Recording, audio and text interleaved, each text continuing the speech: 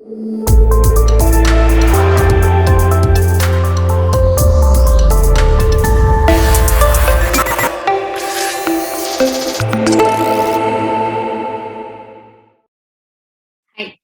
I'm Rachel Wities. Hello, Poland. Hello, Ghost.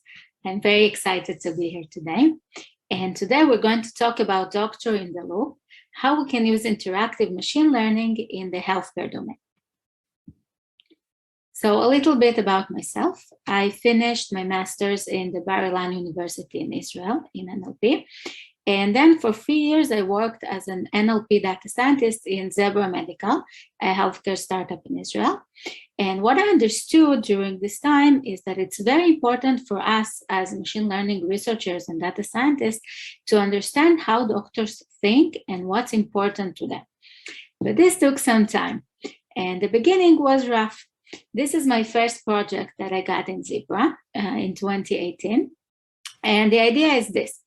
Zebra had a lot of images of head CTs, and we wanted to understand what findings are present on those head CT scans.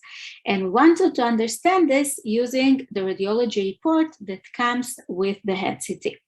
Now, every head CT in the hospital, a radiologist examines it and writes in a free text report what he sees on the CT. So I wanted to analyze this report and to turn it from free language reports written by the radiologist into a closed set of labels. Is there a hemorrhage in the CT? Yes, no, uncertain. Is there an embolism in this CT image? Yes, no, uncertain, and so on. The uncertain is because radiologists like to hedge. They like to write things like, there might be this and that, or this and that not excluded, and so on. So this is a very important label in the healthcare domain. So this was the project. And as I said, I came straight from my master's degree in the academia. It still wasn't the times of all the pre-trained language models, but we were already very deep inside deep. We had LSTMs and attentions and so on. So it was very clear for me when I got this project that first thing, I need to have a large set of annotated data. So we started an annotation project. In Zebra Medical, the annotators, the domain experts, are doctors and medical students. And we were annotating and annotating and annotating. And after 3 months into this annotation project, I started to feel that something goes very wrong. And this is when I remembered my grandmother's compote. So my grandmother was born in Eastern Europe, in a place where there weren't a lot of fresh fruits during the winter. So what they did in order to preserve fruits was to make a compote out of them, and then in the winter eat the compote instead of the fresh fruits. And then we all came to Israel, and in Israel there are fresh fruits all through the year.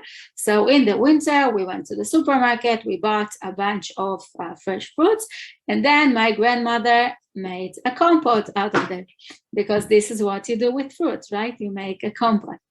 So I was very happy because I love my grandmother's compote, but it also became like sort of a family joke that you don't know what to do with fresh fruits, only to turn them into a compote. So why did I remember this story? Because this is actually what we're doing to our domain experts if we use them only to label data and create data sets for us. And I'll explain. In academia, they usually don't have a domain expert, so they're using canned domain experts. They're using the annotated data sets in order to represent knowledge of a real expert. But when we get to the industry and we have this doctor or medical student sitting in the room across from us, we no longer need, or at least we can use him in different ways than just making him or her tag a data set. When we're only using our domain experts in order to create annotated data sets, we're canning them and making a compote out of them. And as you can see, they're unhappy. So this is what we're going to talk about in this talk. First of all, we're going to talk about why it's problematic to use only take data in healthcare. Then we're going to talk about what is the basic idea of human in the loop. How do we use those domain experts in their fresh version? And we're going to go through some scenarios of different uses of human in the loop in the healthcare domain. So let's start. So why not only use them as to only use our medical experts in order to take data for us, and then only use the data sets? What were the problems that I saw during those 3 endless months of annotation project? So first of all, annotating data in healthcare is very expensive because you use doctors and medical students and not just mechanical Turkers. And it's also very time consuming. You take a very large amount of very complex knowledge, and you want to put it into a few very simple labels. And it takes time, and there are a lot of disagreements. We'll talk about it. So it's a lot of time and money to annotate our data. Another thing we have is that bored doctors are worse taggers. So we actually saw it when we compared a report written by a radiologist inside the hospital in his routine of looking at patients and so on. And we compared this report to a report written by a doctor inside the scene of being an annotator and sitting in a startup company and just annotating those reports. And we see that doctors in their natural habitats in the hospital, they do a lot better annotation. They actually see things that they don't mention when they do annotation in an annotation scenario. And I think it's important for us that our annotators or domain expert won't be bored, not only because we like them so much, but also because we want to have a good quality of annotated data, and it's important that the doctors won't be bored. Another problem we have in the healthcare domain is disagreement. Here you can see a tweet by Luke Ogden-Reiner. He's a researcher also in the radiology domain. And he talks about how 0.43 out of 1 kappa is a score that measures agreement is considered moderate agreement. Okay, because I've seen these kappas in healthcare, and it's true. It's very hard to get a good agreement score on our annotated data sets. And sometimes it's because doctors have essential disagreements, and you can't do a lot about it. One thinks it's one thing and the other thinks it's a different thing. But a lot of the times, those are just disagreements that come from wanting to take a very complex knowledge and frame it as very simple labels. And a lot of the times, there would be things that fall in between different labels, and the two doctors don't care if it goes to label 1 or label 2, and each of them just picks a label. And this creates a lot of disagreements. So we'll show how using human in the loop can help also with this. And another problem we have in the healthcare domain is that a lot of the time we don't even know what is the desired output, especially in tasks like summarization. Okay, we don't know what kind of summary the doctor would want until he or she actually uses the summary. So this is another problem with just tagging a data set and going on. And another problem we have in the healthcare domain is sampling. So I call it the all happy families effect. After the first sentence of Anna Karenina, happy families are all alike. Every unhappy family is unhappy in its own way. So we see a similar pattern in radiology reports. We see that the sentences that are happy sentences, the sentences that say that everything is okay, there's no pneumothorax, the CT is normal, and so on, are very frequent, and we see them a lot. They all look like each other. But the unhappy sentences, the sentences that say there's actually some finding in some place in a certain size, those would be more rare sentences, and they won't look like each other. They will be very different from each other. So if we just sample randomly, we will get a lot of the happy and uninteresting for us, in this case, sentences, and very little of the interesting unhappy sentences. So we can't just sample in random. So what a lot of times is done is that we use this looking under the lamppost sampling.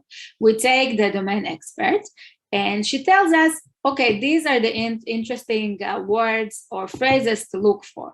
If you'll take sentences with these words or phrases, you will get the interesting sentences and the positive ones, which is great, but it's looking under the lamppost, okay? There might be a lot of words or terms that the domain expert is not familiar with or just didn't think about at this moment. And what we would like is to use machine learning to sort of shift the lamppost for the domain expert to see those other terms. And we will also see how this is done in Human in the Loop. Okay, so now let's look at the basic idea of Human in the Loop. So the basic idea is this. The algorithm is training on a very small set of annotated data. It predicts results. The human reviews the results, gives some sort of feedback to the algorithm, and the algorithm uses this feedback to continue and training until it converges. Okay, there are two types actually of human in the loops. One is what I just explained to you, the human-aided machine learning. The human helps the machine learning algorithm to become better. Another one is machine learning aiding human. The machine learning helps the human to do his or her tasks better. And we'll see examples of both. So let's see now some scenarios of using human in the loop and how exactly we create this loop. But first of all, a little medical lesson. So as I told you in my first project, I wanted to analyze reports talking about head CTs. So as example, I'm going to give now two different findings that might appear in head CT. One is intracranial hemorrhage that you can see here. And this is a very acute and dangerous situation. It's very important to find it. Okay, it's a bleed inside the skull. And the other one is the extracranial hemorrhage. They sound the same, but extracranial hemorrhage is just this bump that kids have on their head when they bump their head somewhere. So it's not acute in any way. And it's very important to set them apart, even though they sound kind of similar, extracranial and intracranial hemorrhage. So I'll give my examples from these findings. Okay, so let's see a few scenarios. The first one, that is a very basic scenario. What we want here is to annotate all the clinical notes we have available as quickly and painlessly as we can. For example, we did it in Zebra in 2018 with 800,000 chest X-ray reports, and it was also done last year with 52,000 discharge notes. We want to annotate as fast as possible. So what can we do? We can let the algorithm annotate the reports automatically, and then let the human expert relabel the labels that the algorithm set. So the human annotator will get a UI that looks something like this with the labels that the algorithm assigned to the sentences. And if she sees that some label is incorrect, she will fix it. Okay, then the loop looks something like this. That we have a small amount of annotated sentences. We train an algorithm based on those sentences. The algorithm predicts the labels for the untagged sentences. And then the human expert can fix the incorrect prediction and feed it as feedback for the algorithm to continue training. What's nice about this scenario is that we can actually change the algorithm during training, okay? When we have in this paper, when they had a very few annotated sentences, they used bag-of-word logistic regression. Then when they had more annotated sentences, they could use SVM and the predictions became better. And then in the end, they could use clinical BERT. And with each such iteration, the predictions are better and the annotator needs to correct less and less. So what happens here is that it's 2-3 times quicker annotation. And also it creates better agreement between the annotators. Because remember I said that some cases are just cases when they both agree it could be one of the two labels. They don't care each. So here they both will converge towards the label of the algorithm. and we'll get an agreement. Okay, so this is good, but we're still annotating lots of data. Can we annotate less data? So here I'll talk about the scenario of active learning. Active learning is to use the trained model to select the next sentence to annotate, and hopefully the trained model will select a sentence that will help it to converge faster and to make better prediction. Okay, how can we choose the next sentence to annotate based on a model? So there are two types of sampling I will talk about here. There are, of course, many others. The first is uncertainty sampling. We can send to be annotated the sentences that are nearest the decision boundary of our algorithm. And what will happen then is that the decision boundary will become more and more precise. This is good for us in the healthcare domain because a lot of the time one word can make very big difference. Okay, like intracranial hemorrhage and extracranial hemorrhage. So we really want to be able to set the zoom on this place where the decision boundary happens, and to be able to make it better and more accurate. So this one type of active learning sampling. The other one is diversity sampling. It's a little bit the opposite, okay? We want to send for annotation, for the next sentence to be annotated, the sentence that is unrepresented in the sentences that we currently have annotated. Okay, this relates to what I told about the happy and unhappy sentences. If we annotated a lot of similar sentences that are all about how everything is good and there's no this and there's no that, we would like the next sentence to be as different from them as possible in order to find those rare positive sentences that we really, really need. So these are two types of sampling, and the loop will look like this.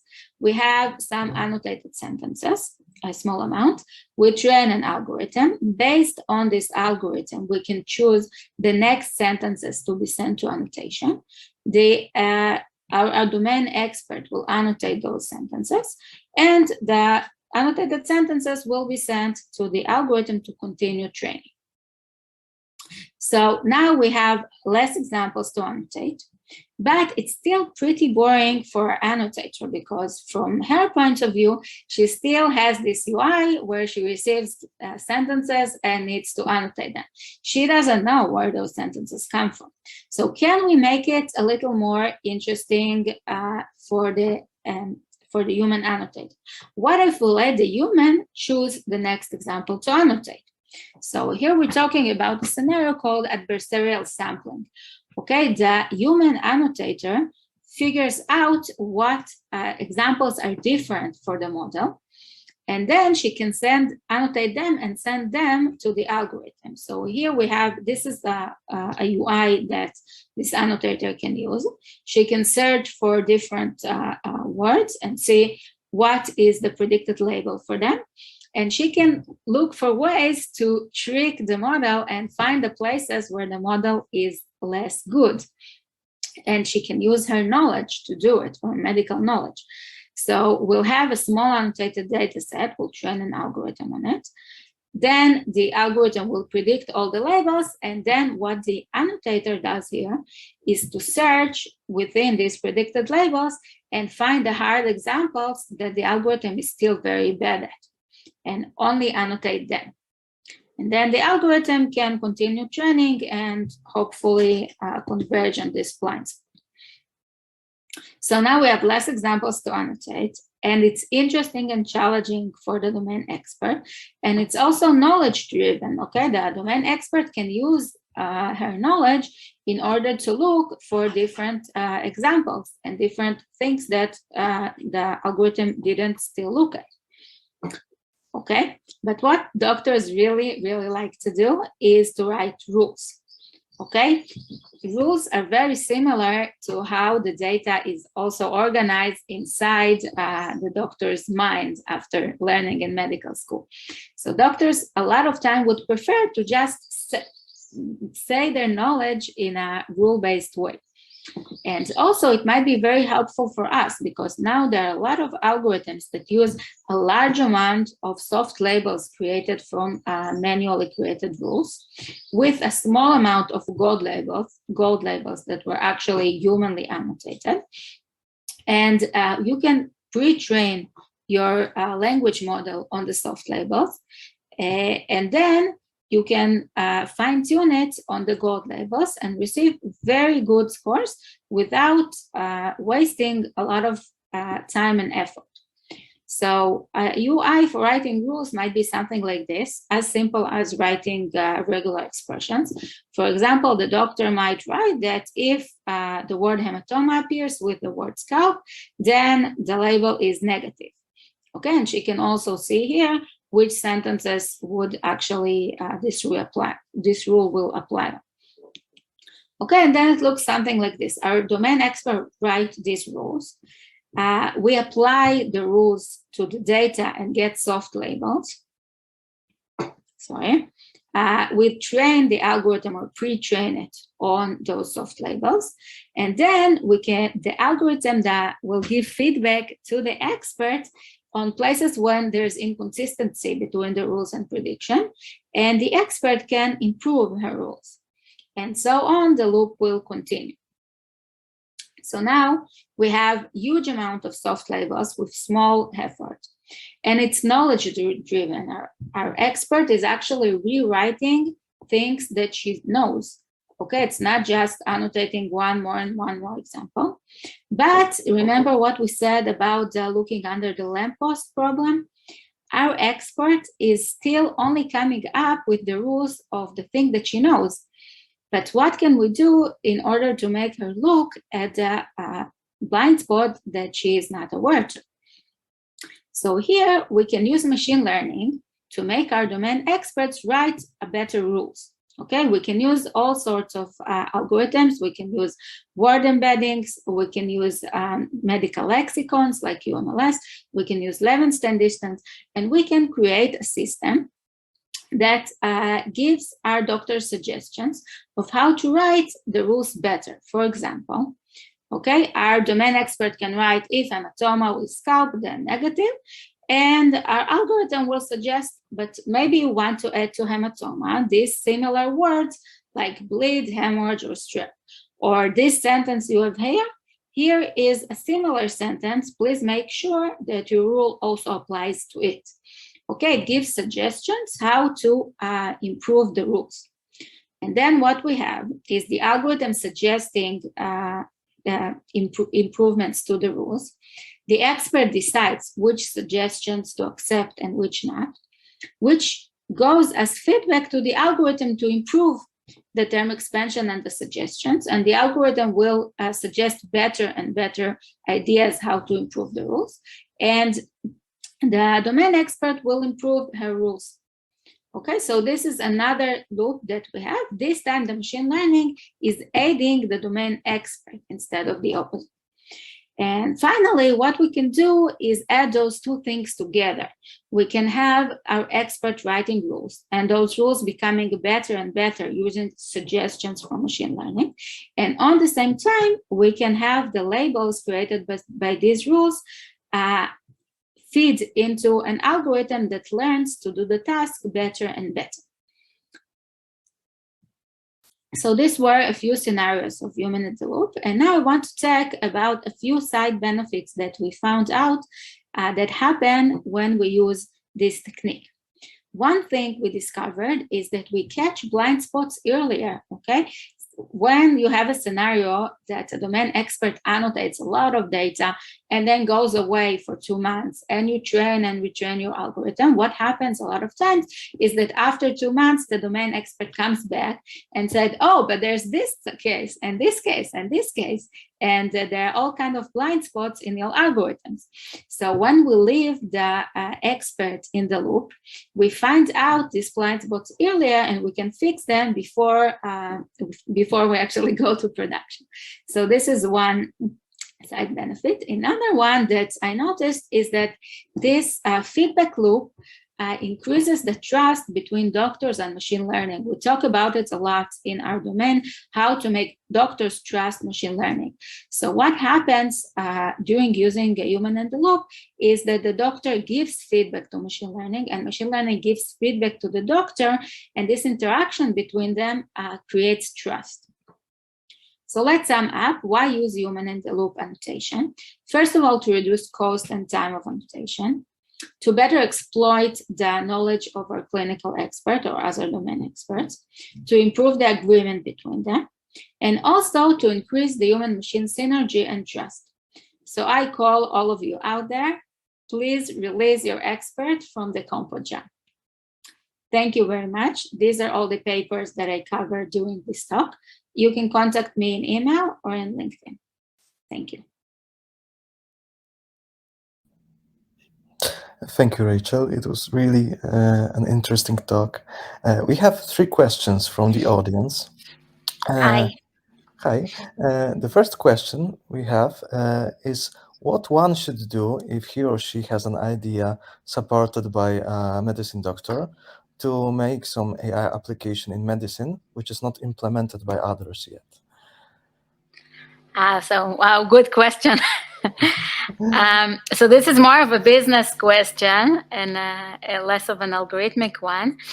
But the things I can say is, first of all, it's very important to understand what type of regulation is needed for this kind of device, because even things that you wouldn't think that need regulation need regulations. Like in Zebra, we created an algorithm that helps a doctor notice if there's an acute finding in a city.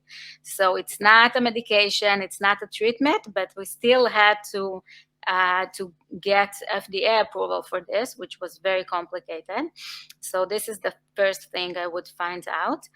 And the second thing, I think it's very important to understand who has interest to actually pay you. And it's not like, regular applications when you say this is very useful to a person, so a person would pay $10 to buy this. In the healthcare system, they are very different and unique from different countries. In the US, the payment system works in a different way than in Israel, and I suppose also in Poland it's different. So find out who actually will want to pay you for this would be my second tip, and good luck. Thank you very much. The second question we have is, I wonder what happens if the model gets good. Then I feel there would be possibility that the doctor starts to rely more and more on the model output and less on their own knowledge and inspiration, especially if they are tired. Is that a problem? So yeah, this is sort of the downside of the synergy, that the doctor actually starts to be lazy because it seems to him or her that the algorithm does such a good work. So first of all, when developing an algorithm, we will always have a test set that was annotated prior to all this loop of active learning, so that we can judge, in the end, the algorithm is judged against this test set. And this way we don't have this bias of the expert being too much pro the algorithm. And also it's very important for us to use a few doctors for annotation, and they would sort of cancel each other in the places where one of them doesn't notice something or relies too much on the algorithm. So far, I can say that it happened. Doctors usually are it's hard for them to trust someone else, a machine especially. But it is a problem that we need to look to see that we don't have. Yeah. Thank you. And the final short question, what tools are used by experts to supervise the annotations? Can you recommend any open source tool for such a purpose? So actually, we developed our own tool in Zebra Medical because the data is confidential and so on.